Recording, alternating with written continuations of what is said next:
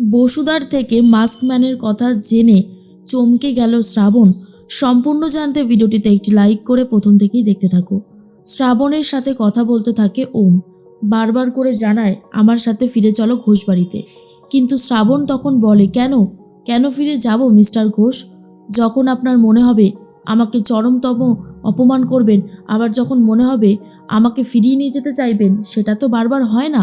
আপনি আমাকে অনেক অপমান করেছেন, একবার তো বাড়ি থেকে বার করে দিয়েছেন ঘাড় ধাক্কা দিয়ে। তারপরেও আপনি কি এক্সপেক্ট করছেন আমি আপনার সাথে ফিরে যাব? সেটা কখনোই হবে না, সেটা হতে পারে না, আমি সেটা হতে দেব না। কথাটা শোনার পরেই ওম তখন বলে, কেন? তুমি অন্যায় করেছো বলেই তোমাকে বাড়ি থেকে বারবার বার করে দেওয়া হয়েছে। তুমি কি এখন আমাকে এ সমস্ত কথা শোনাবে শ্রাবণ? ভালো মতন বলছি ফিরে চলো। শ্রাবণ তখন বলে, বললাম না ফিরে আমি যাব না, কিছুতেই না। কেন যাব? কিসের জন্য? ওটা আমার সংসার ছিল, কিন্তু এখন আর নেই। ওম বলে, তুমি কিন্তু ভুল করছো, অনেক বেশি ভুল করছো তুমি। আমার কথাটা শোনো, আমার সাথে ফিরে চলো। কিন্তু কোনোভাবেই শ্রাবণ ফিরে যেতে তো চাই না, উল্টে ওমকে তাড়িয়ে দিতে চায়। এরপরে ওম তখন বলে, আমি জানতাম বারে গান গাওয়া মেয়েরা কখনোই ভালো মেয়ে হতে পারে না। তখন শ্রাবণ বলে, মিস্টার ঘোষ এসব আপনি কি বলছেন? ওম তখন বলে, কোনো ভুল কথা বলেছি বলে তো আমার অন্তত মনে হয় না। যা বলেছি সেটা একদম ঠিকই বলেছি। তুমি আমাকে ঠকিয়েছো শ্রাবণ, বারবার, একবার না বারবার তুমি আমাকে ঠকিয়েছো। কেন করলে এমনটা? বলো কিসের জন্য করলে? আর তখনই শ্রাবণ বলে, আমি আপনাকে ঠকিয়েছি? কোথায় আমি ঠকিয়েছি? উল্টে আপনার যখন মনে হয়েছে আমাকে নিয়ে গেছেন আপনার বাড়িতে, বার করে দিয়েছেন, বিয়ে করেছেন, আবার সেই বিয়ে অস্বীকারও করেছেন।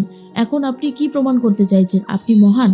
শুনুন মিস্টার ঘোষ, আপনি কিন্তু আমাকে এইভাবে অপমান করতে পারেন না, আমি সেটা সহ্য করতে পারছি না। ওম তখন বলে, আমার বাড়িতে একটা বিয়ে লাগছে আর তুমি সেই বিয়ের দায়িত্ব নিয়েছিলে, সে সমস্ত কিছু ভুলে গেছো তাই না? আসলে আমার বোন ঋষিকার ভবিষ্যৎ নিয়ে তোমার কোনো মাথা ব্যথা নেই, না হওয়াই স্বাভাবিক, কারণ তুমি তো শুধু নিজেরটাই বোঝো। দেখো শ্রাবণ, আমার নিজের ভুলের জন্য আমার বোনের জীবনটা নষ্ট হয়ে যাক, সেটা আমি কখনোই চাইনি, আর আজও চাই না, ভবিষ্যতেও চাইবো না। তাই দয়া করে বলছি অন্তত আমার কথাটা শোনো, ফিরে চলো। শ্রাবণ তখন বলে, আমি জানি আপনি যখন এসেছেন তখন নিশ্চয়ই কোনো কারণ আছে, কারণ আপনি তো একা একা কিছু করতে পারেন না, আপনাকে নিশ্চয়ই কেউ বলেছে তাই এরকম করছেন। এরপরে শ্রাবণ মুখের উপরে বলে দেয় ফিরবে না। তখনই ওম বলে, ভুলে যাব তোমাকে, সমস্ত কিছু ভুলে যাওয়ার চেষ্টা করব। এরপর একটা কাচের বোতল ফাটিয়ে তখনই আস্তে আস্তে এমন ভাব করতে থাকে শ্রাবণ। তখন বলে, ছ্যাঁকা খাওয়া প্রেমিকের মতো এখন কি আপনি হাত কাটবেন? সেটাই কি দেখার বাকি আছে মিস্টার ঘোষ? তখনই ওম বলে, ভাবলে কি করে তোমার মতো মেয়ের জন্য আমি নিজের হাত কাটবো? এরপর ফোনের কভারে একটা দাগ দিয়ে রাখে আর বলে, যখনই আমার তোমার কথা মনে পড়বে এই দাগটা দেখবো আর বুঝবো তুমি কত বড় ঠগ, জোচ্চোর, যে কিনা আমাকে ঠকিয়েছো। আমি কোনোভাবেই আর তারপর থেকে তোমার কথা ভাববো না, বুঝতে পারলে? মন চেয়েছিল তোমাকে বিশ্বাস করতে, তোমাকে বলতে গেছিল ভালোবাসতে, কিন্তু বলতে গিয়েও থেমে যায়। এরপর ও বলে, তাই তুমি এসব পাওয়ার যোগ্যই না, আমি আর তোমার সাথে কোনো সম্পর্ক রাখবো না শ্রাবণ, কোনোভাবেই না, আমি নিজের মতোই থাকবো। এদিকে দেখা যায় যে ওম বারবার করে শ্রাবণকে ফিরে যেতে বললেও ফিরে যায় না। এরপর ওম বাড়ির দিকে রওনা দেয়।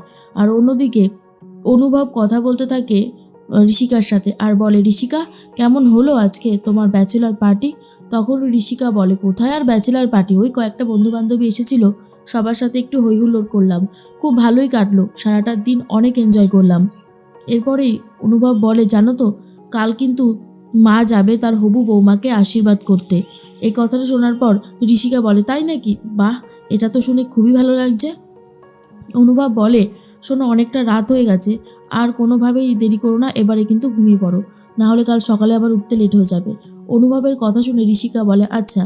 আর অন্যদিকে তখনই কথা বলতে থাকে মাসি শিবের সাথে, অর্থাৎ মল্লারের সাথে। এরপর বসুমতী বলে, শিব, ভালোবাসার আগুন কিন্তু জ্বালিয়ে দেওয়া গেছে, এবারে অনেক কিছু শুরু হয়ে যাবে। ওই ঘোষ বাড়িকে এমন শায়েস্তা করব যে ওরা ভাবতেই পারছে না ওদের জন্য ঠিক কী অপেক্ষা করে রয়েছে। বদলা, প্রতিশোধ নেওয়া হবে। আর ওই বাড়ির যে মেন শেকড়, সেই শ্রাবণের কি খবর? মল্লার তখন বলে, ওই শ্রাবণকে ওই বাড়ি থেকে সরিয়ে দেওয়া গেছে মাসি, এবারে ওই বাড়ির ভিত আরোই একদম ঢিলে হয়ে গেছে, ওই বাড়িকে বিপদে ফেলতে আর কোনো কষ্টই করতে হবে না। তখনই বসুমতী বলে, জানিস তো আমি ভেবেছিলাম তুই, আমি আর তোর মা তিনজন মিলে ওই ঘোষবাড়ির প্রতি বদলা নেব, প্রতিবাদ করব। কিন্তু তোর মা তো আর কিছু বুঝলো না, তাই আমাকে আর তোকেই সমস্ত দায়িত্ব নিতে হবে। তখনই মল্লার বলে, আমি তো দায়িত্ব নিতে চাই। ঘোষবাড়ি যে অন্যায়গুলো আমার সাথে করেছে সেগুলোর কথা তো আর আমি ভুলে যাইনি। আমার প্রত্যেকটা হিসাবের কথা খুব ভালো করে মনে আছে, তাই প্রত্যেকটা হিসাবের বদলা নেওয়ার সময় চলে এসেছে মাসি, আর আমি সেই সময় কোনোভাবেই হারাতে চাই না। আর ভাইয়ের সাথে বিয়েটা হয়ে গেলেই তো হলো। বসুমতী বলে, আমি তো ব্যবস্থা করেই রেখেছি, কালকে আশীর্বাদ করতে যাব, আর তারপরেই একটা বিয়ের দিনও দেখে নিয়েছি, বিয়ের দিনই বিয়েটা হয়ে যাবে, কোনো চিন্তা করিস না। এদিকে শ্রাবণ তো ফিরে আসে বাড়িতে। আরতিদি বলে, কিরে শ্রাবণ, এতক্ষণ কোথায় ছিলিস তুই? শ্রাবণ বলে, আজকে একটা বারে গান গাওয়া ছিল, তাই সেটা গাইতে গেছিলাম আরতিদি। আরতিদি তখন বলে, শ্রাবণ তুই কিন্তু একটু সাবধানে থাকিস, আমার কিন্তু তোকে নিয়ে বড্ড ভয় করে, কারণ ওম যেভাবে তোর প্রতি বদলা নিতে চায়, এর মধ্যেই শ্রাবণের মনে হয় আমার তো ভয় তিন্নিকে নিয়ে। এরপর রাহিদের কাছে ফোন করে জিজ্ঞেস করে, হ্যাঁ রে, বলছি তিন্নিকে নিয়ে পৌঁছে গেছিস? তখনই ওরা বলে, এই তো আর 15 মিনিট ম্যাপে দেখাচ্ছে, তারপরেই পৌঁছে যাব। তুই এত চিন্তা করিস না, আমরা তো আছি, সব ঠিক হয়ে যাবে, তোর এত চিন্তা করার কোনো কারণই নেই। শ্রাবণ বলে, তোদের মতো বন্ধু থাকতে কি আর চিন্তা করা লাগে রে, তোরা সত্যি অনেক ভালো। এরপর ফোনটা কেটে যায়। তখন হঠাৎ করে লোডশেডিং হয়ে গেছে। আরতিদি বলে, আরে ইনভার্টারের ব্যাটারির একদমই অবস্থা খারাপ, আমি একটু দোকানে যাচ্ছি, তুই বাড়িতে থাকিস, ঠিক আছে শ্রাবণ? শ্রাবণ তখন বলে, আচ্ছা, তাড়াতাড়ি এসো। এর মধ্যেই পুরো ঘর অন্ধকার, চারিদিকটা কেমন যেন শুনশান পরিবেশ। আর তখনই শ্রাবণ একটু ভয় পেয়ে যায়, বাইরের দিকে আস্তে আস্তে যেতে থাকে। আর তারপরেই হঠাৎ করে যেন মাস্কম্যানকে দেখতে পায় শ্রাবণ, এটাই ভাবে। কিন্তু না, এসেছে মণিমা, ঘোমটা দিয়ে মণিমা এসেছে।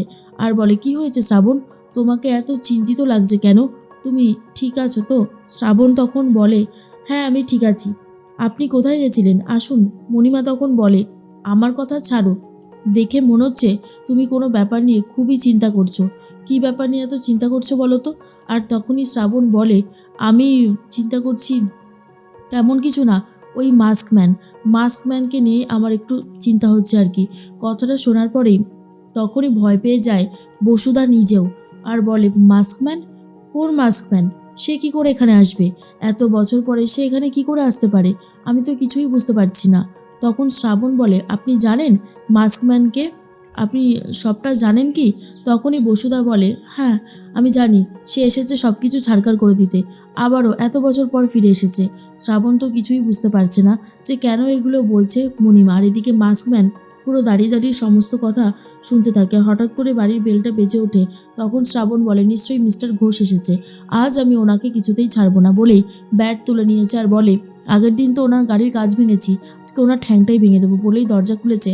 আর দেখে মিস্টার ঘোষ না, এসেছে অন্য কেউ।